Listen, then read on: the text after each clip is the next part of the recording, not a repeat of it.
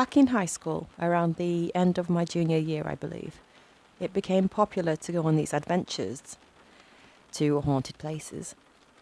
Literally, a group of people, about 30 of us, would carpool to some abandoned house one weekend or to some secluded forest the next, spending the days at school in between searching for more places like this in the area. Anyhow, we had this cavalier nature about us when it came to potential hauntings. At some point, a friend of mine who was several years older than me told me about how he and his friends would do similar things when they were young. His childhood home backed up onto a huge farm, and he and his friends would spend their days fishing or hanging out on this farm. So they were quite familiar with it. The owner, apparently a very religious man, a priest or maybe a pastor, had owned the farm and a small house on the property.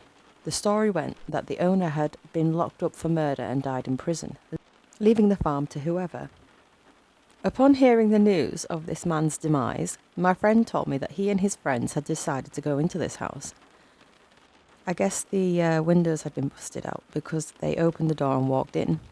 He described them fooling around and trying to scare one another, but he had decided to take a walk upstairs, and upon his reaching the second floor, he saw a coffin in the main open room.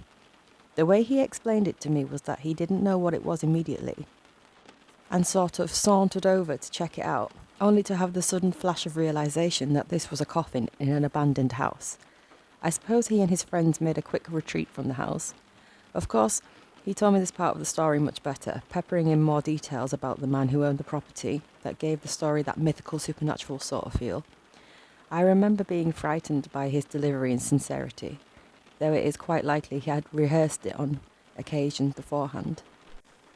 This story had taken place 15 years or so previous to him telling me.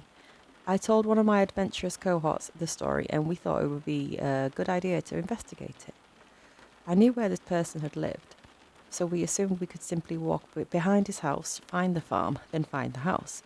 We had a grand plan to bring the whole group out on the weekend, but we weren't so sure if we were being strung on a lie, or if this place was still there.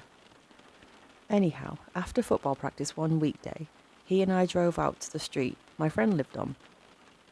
There was definitely a farm behind his and his entire street's homes. We decided to go ahead and sneak through someone's yard and onto the farm to see if the house was there. Once we made it through the manicured suburban yard and through the bushes separating the farm, we were knee-deep in overgrown field. We sort of hacked our way through a bit, and sure enough we made it to the edge of the hill. The house was only 100 or so yards away. We had made it that far, so we decided to go in and investigate. As we approached this house, there was a huge black bird perched on its roof. Once we were within 20 feet of the house, the black bird flew away and perched upon a tree adjacent to the house. Being a bit nervous, we began questioning why the bird had made such an odd move, but thought better of making a big deal about it. Now, this house is the prototypical haunted house. It had that quaint historic look to it, with the broken windows, eerie shadows, and a sort of ominous stature one associates with a haunted house. There was even a grave marker in the front yard. So, again, we were increasingly nervous as we approached the house. The door was jammed shut, but the window had been completely removed, so we played rock, paper, scissors for who would climb in first. I had the luxury of going in second, but did so quickly as being on the porch by myself was just as unsettling. The inside of the house had literally not been touched. Besides weather damage, most everything was intact. There were pictures and decorations still up, with a bit of furniture remaining. We eventually became comfortable with being inside and began to snoop around. Of course, we were fearful of trekking upstairs, afraid to find something we didn't want to find. Alas, we squeamishly crept up the stairs, only to find an empty space. At this point, we became at ease with walking around the house, laughing off the ghost story mystique. As we looked through the main floor again, I noticed that there was a tiny door in the kitchen. It was about knee-high.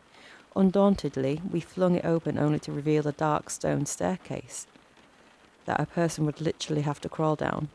Its presence alone was terrifying. It had a landing about halfway down, with the stairs turning a different direction and out of our sight. However, perched on the landing and partly concealed by the walls to the other part of the stairwell was a large rectangular wooden box, a coffin. Now, my friend and I weren't exactly small people, so I would imagine the sight of us pale-faced with a cartoonish hair on neck's shocked expression trying to both squeeze out of a window at the same time would have been quite comical. Not to mention the both of us in a dead sprint, heading away from this house through waist-high weeds. I still laugh thinking about both of us running away like that. However, we turned back to look at the farm about halfway, just in time to see that massive blackbird fly back to the tree. We probably made double time from that point on.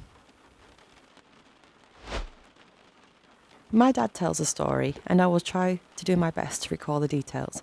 But my dad was 12 or so, and had a cousin that was about 8. My dad's aunt had driven down from Louisville for the weekend to visit with the family and brought the kid with her. My dad said that when the kid arrived, he told him that he had had a bad dream the night before, that he was in a coffin and he couldn't get out. My dad told him not to be silly, and my grandfather and dad were going to the feed mill to pick up a load of grain, and the boy rode with them. On the way, they passed the church in the graveyard, and my dad's cousin asked my grandfather that if he were in a coffin, would he be buried there? My grandfather laughed and said, yeah, maybe one of these days, but that's a long time off, so he didn't need to worry about it. They get the load of feed at the mill and head back to the house. The next day on Sunday, they all get up and go to church, and in Sunday school, they had all the kids together, and my dad said his cousin asked what it would be like to be with Jesus, and the teacher tried to continue on with her lesson plan, but then he started to cry, saying he needed to know. So she changed and talked about what they thought it might be like in heaven. After church, he was crossing the road to the parking lot and was hit by a car and killed. My dad and grandfather say it's almost like he knew he was going to die. Gives me shivers. When I was about 6 or 7 years old, my family decided to go on summer vacation up to a little island in Maine. We rented out this old winter house on the water. From what I can remember, there were about 6 or 7 other houses on the island. Everyone who lived there were in their 60s, except for this middle-aged man in his mid-40s who fished on the river. His name was Bubba, I shit you not. Anyway, the island was exceedingly creepy. Everything about the house was really old. Every piece of furniture from the house was probably over 60 years old. Not to mention there were no television, running water, hundreds of books and pictures in the house, dated at least 100 years old. To make things more pants-shittingly creepy, there was an infestation of rats in the backyard that would run around at night. Also, whenever we made dinner, all of the old ladies who lived in the houses on the island somehow knew, and they would all show up and give us a blueberry pie and freshly caught fish. It was really creepy. It was as if everyone knew what we were doing when we did it. Long story short, a few nights into our stay at this house, my parents started hearing singing at night time. They said it would start and stop for about 20 to 30 minutes. The first few nights, they didn't think much of it. The following day, they asked around, but they couldn't find the source of the singing. The second to last night on our week-long stay, my whole family heard the singing, and we went outside to find out what was going on. It sounded like a choir of children. It really freaked us all out, but we didn't want it to ruin our trip. It was just very mysterious. The next day, my dad starts checking out some of the old photos and books in the library, and he finds this really old scrapbook, dated to the early 1920s. The house we were living in was once an old schoolhouse, and there was a picture of the boys' choir. We literally shot bricks and left the next day. When I was a kid, I had an imaginary friend named Jesse. I don't really remember much about him, but I remember my parents asking about him quite a lot and seemingly quite concerned. Anyway, a couple of years ago, while visiting relatives in Ireland, we were all exchanging ghost stories. My family has a lot of creepy stories. When my mum brought up Jesse, so I was obviously quite confused because I thought he was just an imaginary friend. Well, my mum started off by saying how she didn't understand why I called him Jesse, as I'd never heard that name before, and she didn't know anyone who was called that, which I didn't think was too weird. It's just a name, right? Then she said that one time when my dad was on his way to work, he was an electrician in a mine at the time. I asked him to bring back coal for Jessie's gran. I was about 2 or 3 at the time and wouldn't have understood what a mine was if I even knew he worked in one. Then the end of her story was when we were on a day trip to a place we had visited a lot when I was really, really young. I suddenly just ran off and they followed me into a graveyard. I ran straight to a small grave and stopped and just stared at it. It was Jessie's grave. I felt quite creeped out that I spent time as a child playing with a ghost. I live in a 1-bedroom apartment on the corner with thick stucco walls. 2 walls to the outside with large windows. The apartment behind it is the showroom apartment and 1 apartment upstairs with an old gentleman, I believe. At night it is always dead quiet and I have never lived in such a quiet place before my life. When one night I awaken halfway to what sounds like my door swinging open. I live alone. I'm mentally very confused and trying desperately to awaken enough to get up and speak. My mind is going a million miles a minute trying to figure out what to do as my eyes adjust to the darkness. I listen, paralysed in my covers for what felt like forever, for any more noises. I then grab my media remote beside me and blast music from my bookshelf speakers in hopes of alerting them that I was there and very much awake. There is nothing to arm myself with, so I'm hoping to scare them with the threat of them getting a beating to a soundtrack while desperately hoping I'm just imagining things. I slowly make my way around the corner, turning on the lights as I go, when I notice 15 feet away, the entrance door into the kitchen is standing wide open. My stomach hits bottom as I'm desperately looking for places someone might be hiding. After a quick but serious search behind me, I gather the courage to slowly walk to the entrance.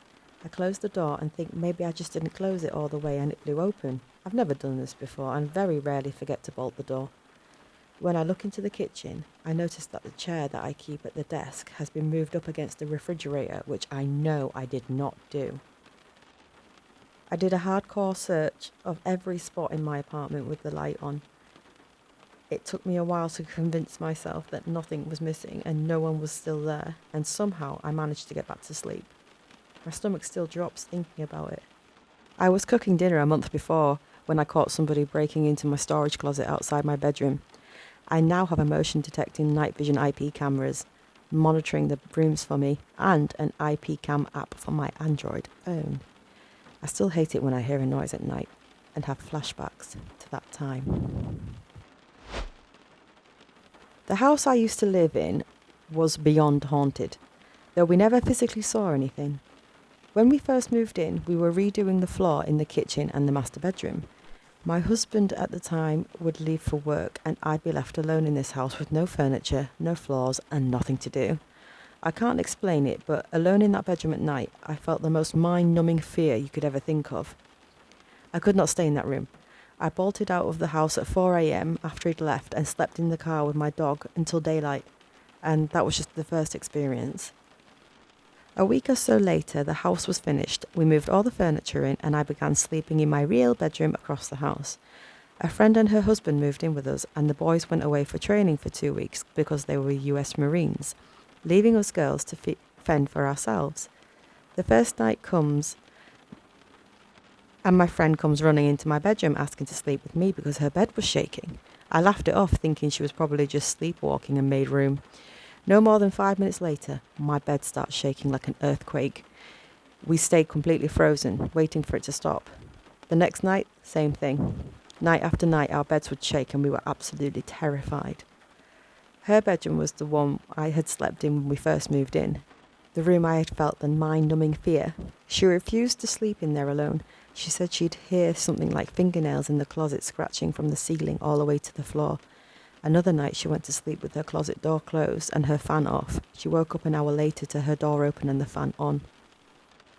Another night she was in my bathroom and I was in my bedroom when both lights cut. We figured, okay, old house, power outage. We made our way down the hallway and started flipping switches. Every other light in the house worked except for the 2 in the rooms that we were in. I called my father, he's an electrician, asking for help. Everything was working perfectly, yet still no lights. After 20 minutes of arguing with my father that we were not going back in that room, we finally walked back into my bedroom where both lights magically came back on. We set up a video camera one night around Halloween of last year, hoping to capture something. We positioned it on my kitchen table, pointing down the hallway to my bedroom.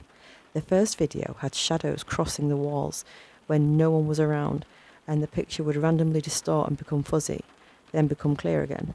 We fully charged the camera and set it up to run for the next 4 hours. In the video, you can see my ex-husband and I walk down the hall, go into our bedroom, and we turned off our light. That's when the video stopped. The battery was dead after 6 minutes of video and a full charge. Months later, we were having a bonfire with a bunch of my ex-husband's friends. The boys all came into the house to grab some food and beer. Clark was the first one out the door and came screaming back into the house. Everyone just kind of stared at him like he was crazy and then asked what happened.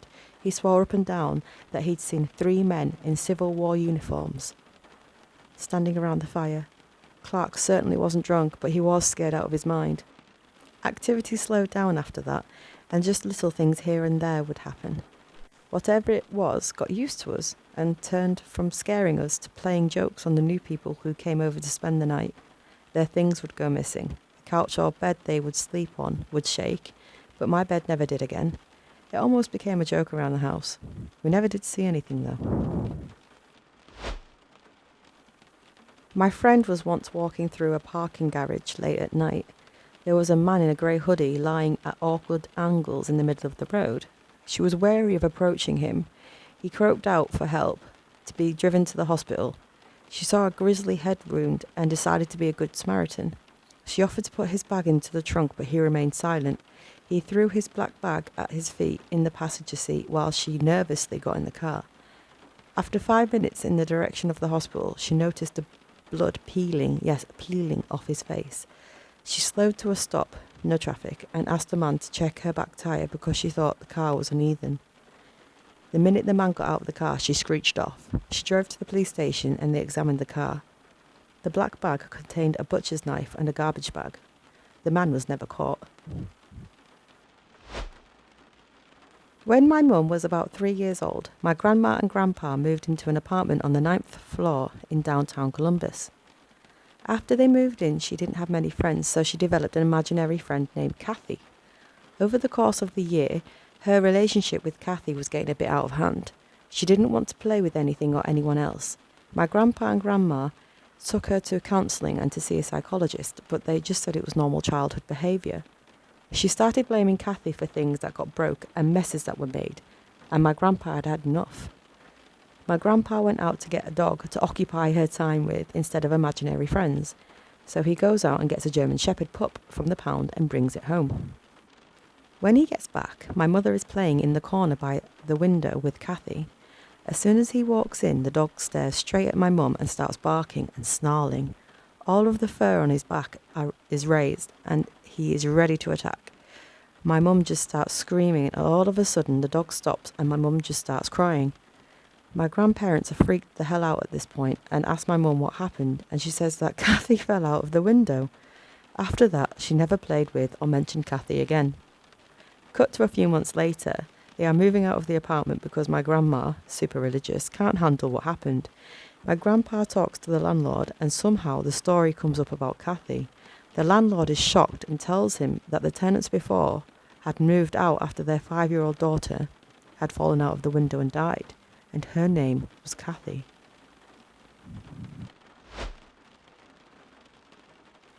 Hi guys, if you made it this far, thank you so much for listening. Do remember to hit that like and subscribe button, and if you wouldn't mind leaving me a comment in the comment section, that would make me feel great because I feel a bit lonely. And yes, I'm just trying to drag this video out to 20 minutes because, I don't know, I like to make them longer ones. So yeah. Let me know what you think of these stories. That last one with Kathy, that was a bit creepy, you know. It got me a bit like, whoosh. Anyway, I'll see you guys in the next video. Take care of yourselves.